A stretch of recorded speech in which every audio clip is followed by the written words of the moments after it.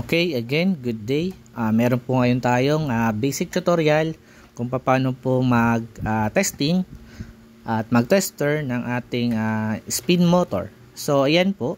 Kung nakikita po ninyo, ito po ang ating spin motor. Yan po yung kanyang nameplate, then yung ating capacitor na gagamitin. So, normally po, sa mga spin motor po, ang ginagamit pong capacitor dyan ay 3 to 5 microfarad. Depende po dun sa requirements ng ating motor. So dito po sa ating bagong motor, ang nakalagay po sa kanya is 5 UF. So 5 UF po yung ating gagamitin. So dito ipapakita po natin kung paano po natin i-wiring yung ating spin motor from motor, capacitor, then yung ating timer. So yung ginawa ko ngayon dito, yung green na wire, base doon sa ating diagram, yun ang common ng ating capacitor. Ibig sabihin, yun po ang walang kasama. Then yung kulay green naman po, ang gagamitin natin na live para sa ating line 1 ng ating supply. Then yung timer po ng ating dryer ay mayroong dalawang wire. Nag-act lang po siya as switch. Doon po sa ating wire na kulay gray at kulay red, kahit po magkapalit ay pwede po.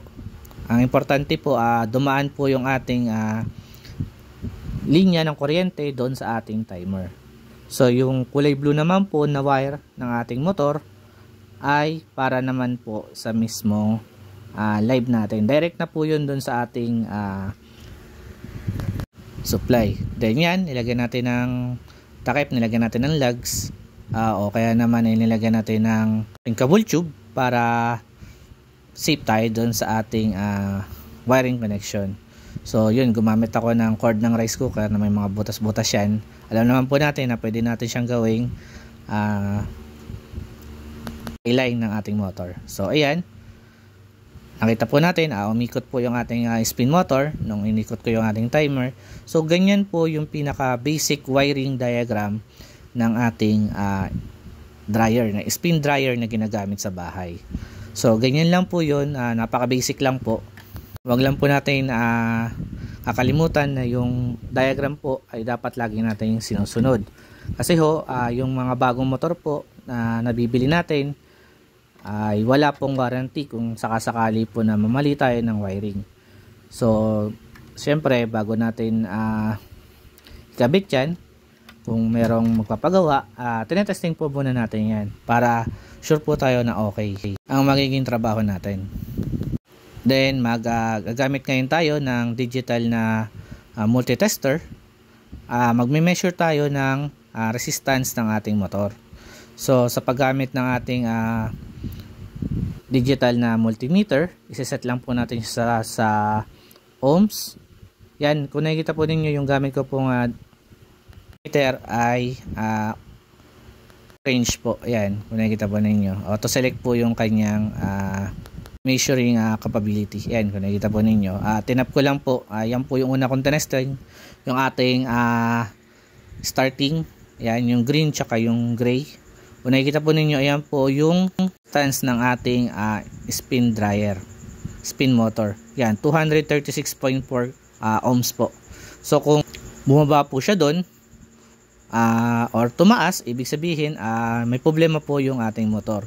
Pero basically, yung mga motor naman po ay depende po sa kapal at winding na ginamit, kung aluminum or copper. So ayan, yung sumunod ko naman na tines, yung starting to line.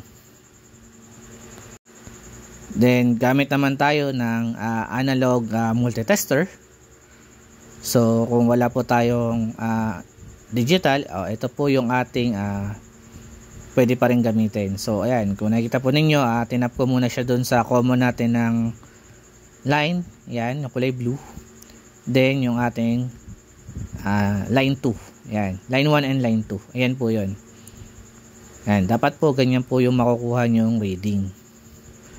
Dapat po hindi siya bumaba ng husto. Kung mas mababa po siya, pwede pong mag-init yung ating motor. Then yan, yung starting naman, yung green tsaka yung kulay gray. Yan po. Kaya po sinasabi natin na yan po ay para sa starting, kasi po yung gray po natin at yung kulay green ay nakatap sa capacitor. At yung blue naman ang ating live. Thanks for watching.